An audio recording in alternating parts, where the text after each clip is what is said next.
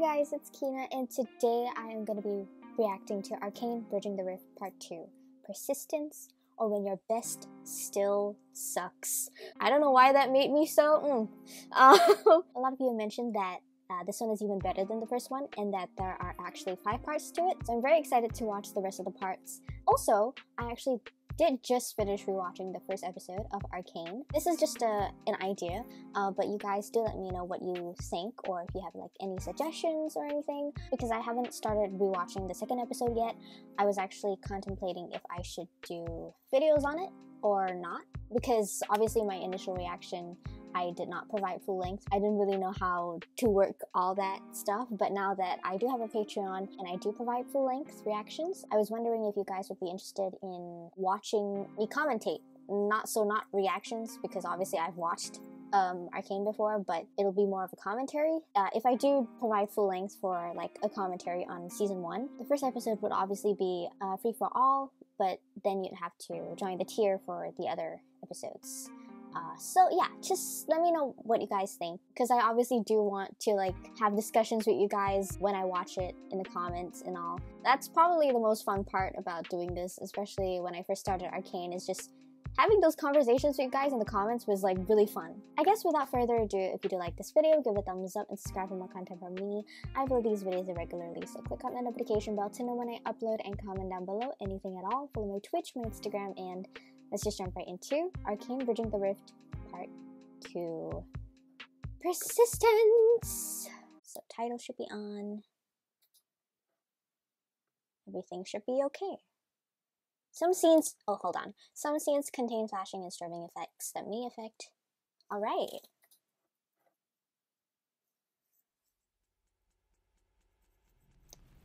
Was that warning in the first part?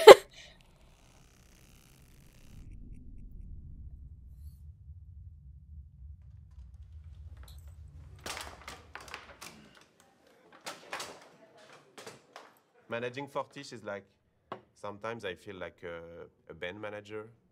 Like, guys, you're doing whatever you want, but I want you on stage at this time for the concert and the gig. And they're always on time at the end. So you have to trust them. 2-0! So we are in 2017, and everybody is working really hard to deliver the pilot. And then we had a discussion with Riot, explaining to us that we're not happy with the script, with episode 2 and episode 3. At the end of the call, we were like, have they really said that? I think we have misunderstood them. When we arrived in LA, and then it was, hey guy, yes, we want to do a pause on the production, put everything on hold. We were like, oh my gosh, that was true.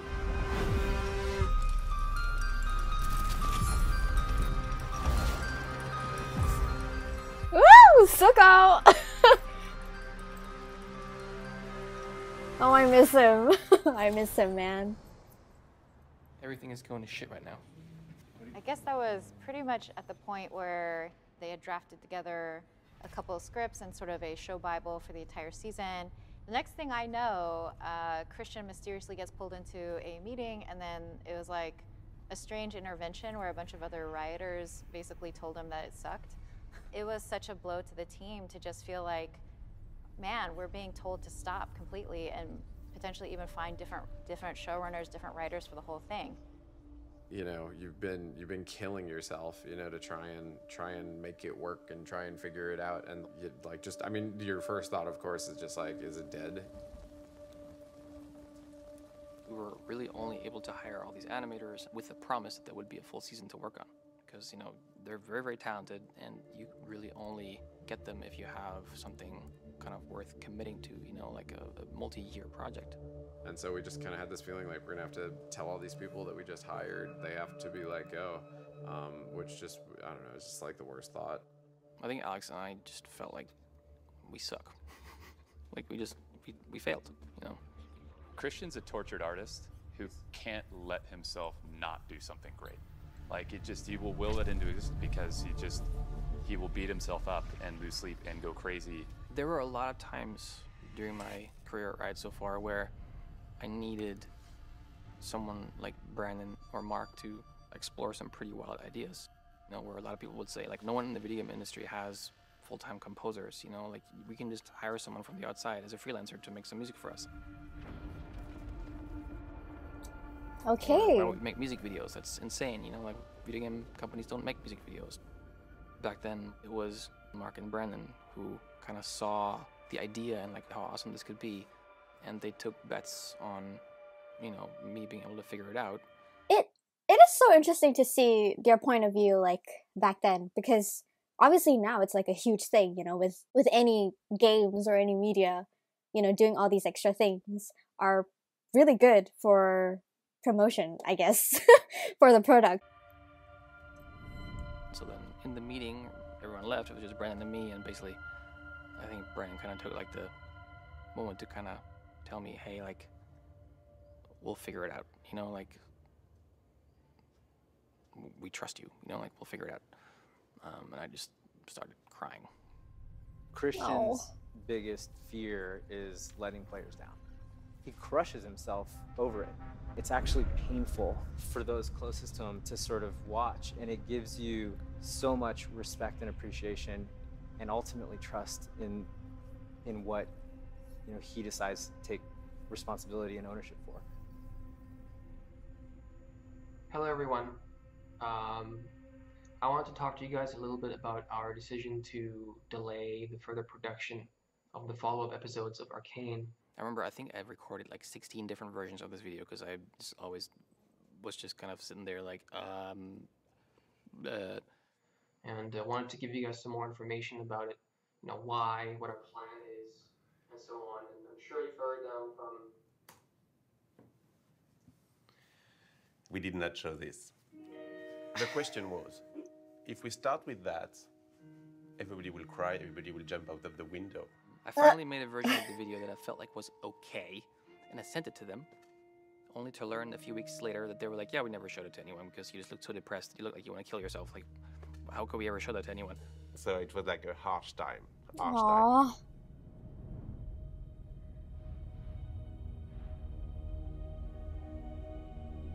So we had to let the team go, which is always very painful. That sucks. You're not sure they're going to be able to come back, because if they go to another production, you might lose them. We knew that we wouldn't have work for them for the months to come. So we started talking to different teams at Riot and started asking people, hey, is there anything we can do, like a music video or anything that could just keep, you know, the lights on at Fortiche. We talked to the esports team, and there was a desire to make a music video. Ooh, I've never watched this. No, I have not. And the Rise music video. And then we started talking to the music team, and they were working on something like a crazy idea about a K-pop group. Oh, okay. Oh, that's interesting. So they did 2 music. This was hella good marketing, especially during that time. Like, I was a huge K-pop fan at that time, so that was so smart of them. Like, oh wow. Like, even me, obviously I had an idea of what KDA was, because, you know, if you put K-pop in anything during that time, it was gonna be like, oh my god, you know? So, oh, that's pretty cool. Videos with us, which I think are still some of the best, if not the 2 best, on our YouTube channel. Thank God, Alex and I are shit at our jobs, because if we hadn't taken that extra time to develop the story, the KDA Popstars music video and the Rise music video would have never happened. Ces deux clips nous ont permis aussi de résoudre certains petits problèmes techniques qu'on pouvait avoir qu'on avait pu avoir sur le pilote, et d'affirmer un peu plus le style de la série. So, you're welcome.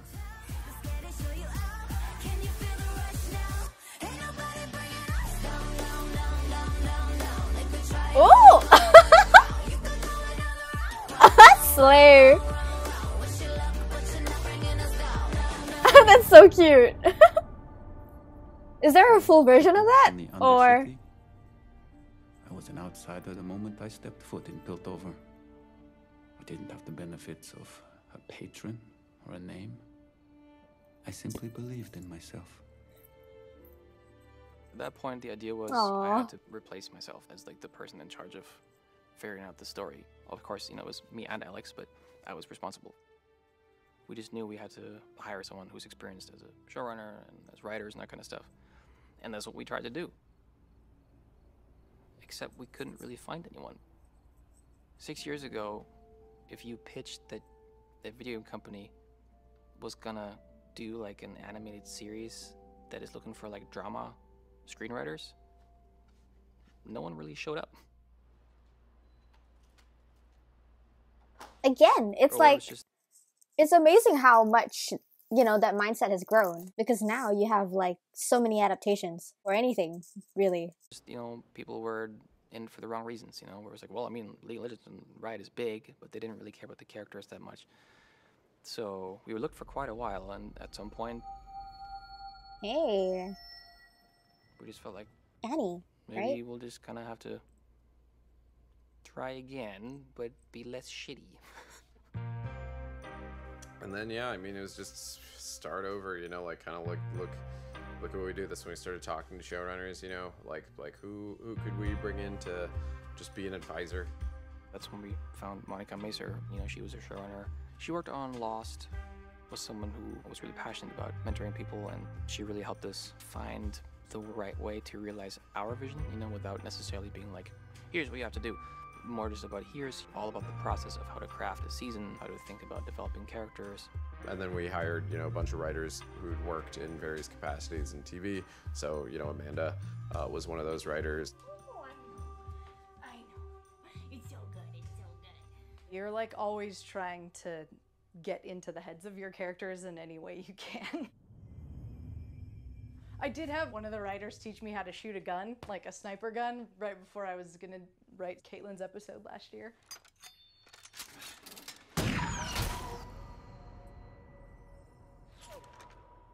We're in my house, and I have a little office here where I do my writing. Nice. Can you show me that? Sure. Through the kitchen, into my nook. I have these Ooh. lights I turn on at night to sort of inspire me. There we go. They'll have scripts that they'll send over to you as kind of a sample of their work. And Amanda, I think with hers, it was comic book video game scientist. And her story was about a future world where we've colonized the moon. And I was like, this seems like it could be a good fit for us. I would prefer not to have a punching bag in my living room, but that's just what we do right now. So I actually never thought about how my kung fu translates to learning how Vi's a fighter. Rotten luck, boys. But there's a fight scene in episode 5 of season 1. Is the episode I wrote. Well, that's pretty cool. One of the things I'm like so proud of is it's like between two women with like a different body type, different, like both like really muscular. They're doing moves that you haven't necessarily seen women do before on screen. I always think of fight scenes as like being just like another talking drama scene. Like there has to be a turn, there has to be motivations, you have to learn something new about the character in the fight that you didn't know before. I'll give her your regards.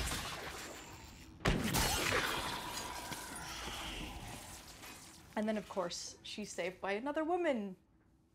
3 women in a fight scene, it's fucking dope, so. Women. Amanda has a really honest voice in her dialogue that is just really grounded emotionally. I remember this moment when Alex and I were really wrestling with the last words that Jinx was saying to Vi in season 1. And then like Amanda took the script and solved it in like, I don't know, an hour. I thought maybe you could love me like you used to. Even though I'm different.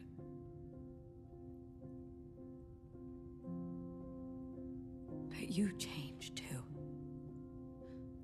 So,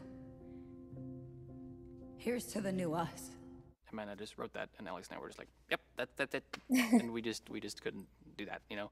I think the biggest change from the way that we were looking at it before was it was very plot heavy, right? It's very focused on kind of like, what's the problem that has to get solved? Who's going to fight who?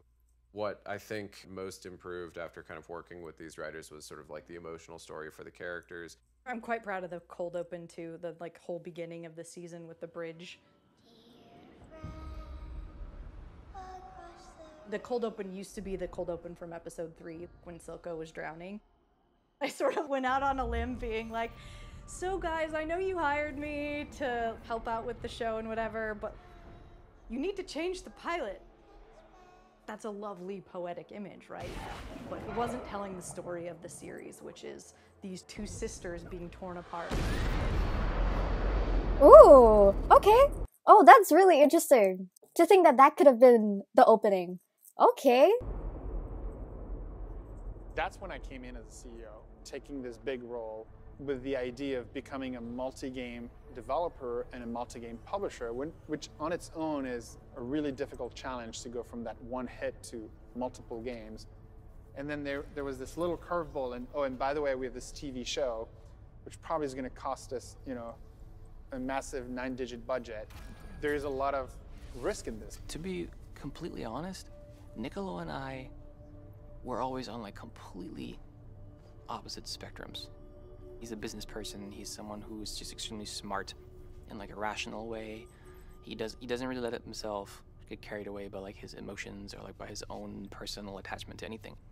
And I'm the opposite. I always have opinions. I'm always, you know, emotionally attached to the stuff that I work on. I'm an artiste, I guess. Christian, actually, I remember I bring him in my office to say, hey, we've decided if we're gonna fund you for a full season. He had done the pilot, and you know, we paused, and I told him like we're not gonna fund a full season for Arcane. And then I told him like I think it's really important you understand why, because you and I can be on a different page, but it's very important you understand where I'm coming from. And the reason I'm not going to validate you to move to a full season is because I'm going to allow you to move to multiple seasons. And so I kind of trolled him a bit. He pulled a bit of a prank. And I think he was really pissed at me for this. So I would be hella upset too. The trust that I needed to develop Arcane the way that Fortiche and our team at Riot needed to do it, you know, which was not the easy way, but like really this like pursuit of like, hey, this is what we think our audience wants, and it's ambitious and crazy, but we need you to trust us, and he did. You need to stay committed to players because nothing's going to be easy. There will be many moments where you want to give up. I know Christian went through this multiple times. We went through this multiple times, and you need to have the grit and the courage to continue for players.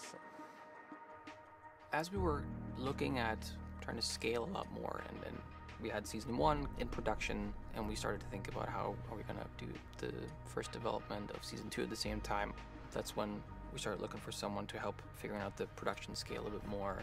It was tough because we couldn't find the right culture fit. A lot of people kind of shied away from like, hey, this isn't normal TV, this isn't normal animation. I think I'm just gonna go, you know, insert any animation studio out there, right? But finally, one time I got connected with a woman named Melinda Dilger. Hey guys, come on in. Welcome to Casa de Dilger. I work here because of COVID. This is Willie Nelson. He's the boss of Arcane right here. He's in all the meetings. He loves it. He loves his job. Yes. I just loved talking to her. She had such a warm energy. She just also had experience. Like, I mentioned some of the issues that we were dealing with, and she seemed unfazed by it. This is where all my meetings happen. It's very exciting. This is where I burn off my energy, and I got that when I worked on Mary Poppins Returns, which is kind of cool. Yeah. I remember sitting down all of the stakeholders, and I think I literally told them, you better not fuck this up. I like her, she's awesome. If you fuck this up, I'm gonna kill you. I was producing by the time I was 24. That was when I was really young. I worked on Darkwing Duck. That was my very first animated show to be on as a production assistant. I was working on Goof Troop, Aladdin. I won an Annie Award. That's kind of a big deal right here. This is very proud of this. Very nice. I know whenever people tell me, they're like, oh my gosh, I watched that as a child. I'm like, oh, I'm so old. But it's okay. It's okay. You know, now everybody looks at me and they say, we're so glad we have somebody with so much experience on the show, which really equates to old, but it's okay. I can take it, you know. Riot's a very young company. And I am rolling. All right, I think you've had enough, Nate. Yeah, the team health when I first started wasn't so great. Everyone was like, I was like, man, this team, they need some lovin'. They need some lovin'. Making the show that kind of set out with Arcane, you know, with the right designs for these characters that work in our IP, you know, this fantasy world. The pursuit of creative work is complex. If your expectation is that you're gonna work on something creatively where you're gonna have no pressure or no feeling of like being overwhelmed at times, then you're working on something the world is gonna forget. By then, I think I was super exhausted because I was like 3 years into the project or something. I know Christian was exhausted, Alex was beat, and like she brought in that new energy and just sort of this like, yep, let's pick it up and let's go. How are you guys feeling? Are you exhausted? Break or are you okay to keep going? From what I was hearing, it was just taking them a long time to kind of get their bearings. And let's face it, Fortiche, our animation partner studio in Paris, they had also never produced a series. So you have a bunch of newbies trying to figure this out, and lo and behold, it is really a difficult process, and it's a challenging one, even for those of us that have been in the business for a really long time. You missed a really long, important strategy meeting that answers all the questions of the universe. That was a Rosebud meeting. For Riot and beyond. The Rosebud meeting. Melinda was always someone that is extremely inspiring to the team and creating a team atmosphere where it's okay when things are tough, as long as you just kind of believe in the team and have the right dream together. Like, you know, well, you know, you can get everything in New York like that. Oh, gee. Oh, God, I can't. Oh. See, you guys didn't think you'd be on behind the scenes, and here you are. There's Eric Bergman, our post supervisor. Hi, Eric's used to all the publicity. Eric, you're on mute. See, this is what we do every Zoom call. Hello. Somebody's always on mute. Hi, Yeah. nice to meet you. I just came in and kind of rolled up my sleeves and went from department by department, just trying to get everybody together and get to know each individual on the team as a person. This is a French studio and there's no wine, but you have IPA. It's like there's two teams, the beer team and the wine team. Well, where's the wine? And that's part of building team trust. And then you can start to actually solve the problems. Dig deep. That's what you got to do. So this is our production schedule. In March of 2020, that's when this started. And then it goes all the way through the last episode. Because this is the first series Riot's ever done, a lot of things are getting figured out and developed as we go along in production. So it's taking a little bit longer than it typically would on a television series that's all thought out. Everything's figured out way ahead of time. This is like, how can we make this more unique and more special than any other show on television? Let's take our time and do it right. And if it takes us a little bit longer to get those scripts done, that's what we do. There's a natural balance of power, and you just gave everybody new. I feel like that's like a really good mindset, because even like I'm in university right now and it gets super stressful because like I used to be really on top of all my shit, assessments, assignments, grades were all on top. But I think after COVID hit, it was like, oh my God, this is just exhausting.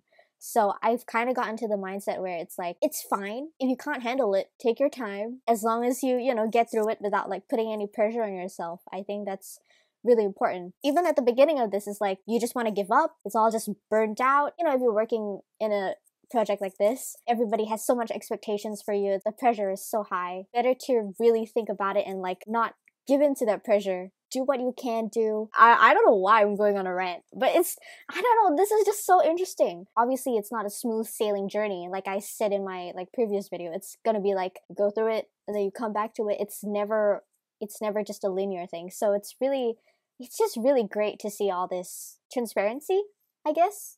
Like they're sharing, it's really vulnerable, the work that they do. Congratulations, you fucked up, right? This is the thing that's always been a little fuzzy to me, is just kind of how we end this episode with the Victor Singe thing. Yes, I would love to bring Vi back into Caitlin's mind in this episode in some way. I wrote like something about missing Vi that I have not solved yet either. And to kind of like take the IP that's there from the games and turn it into something really awesome for television is a challenge.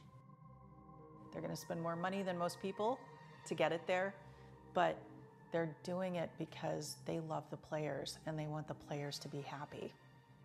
And it's special. It's like you don't just see them as these little tiny things walking across the screen. By putting them on television, they have soul and they're deep and you can relate to them.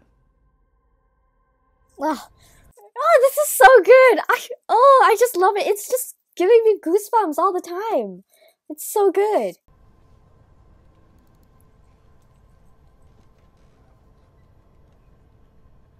One of the biggest questions we had though was, can this be sustained over 6 hours? Will people watch something like this and fall into the immersion of the animation? Do you actually have I love that these. quality to mesmerize an audience by staring at two characters, not saying a word? It's all between them in the air and the emotions.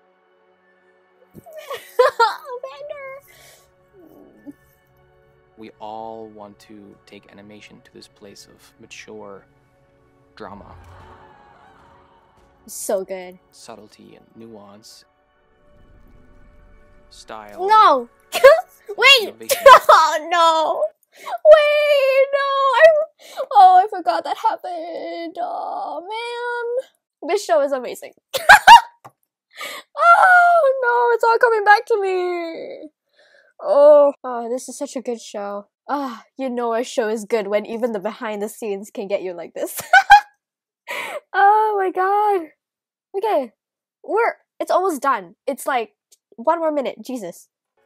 But it doesn't exist, and I think we together can do it.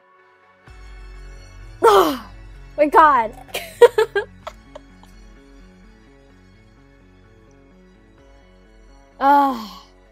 Props to them.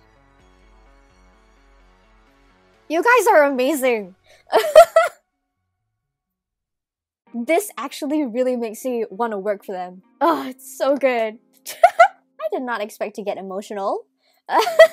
Vander, Clagger, Milo, Silco.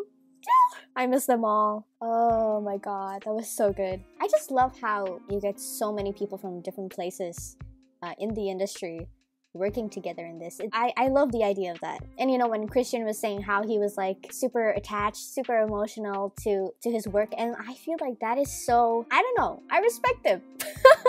It's like, you know, you have like products, whatever it be, video games, music videos or whatever. Sometimes you get big corporations like not really giving a shit about what the audience wants or even what a product really means. And I don't know, just seeing Christian and the whole team, Alex and all that, just being super passionate about this work, because it's been a really long journey for them, right? Seeing them talk about how, you know, it's not all sparkles and rainbows.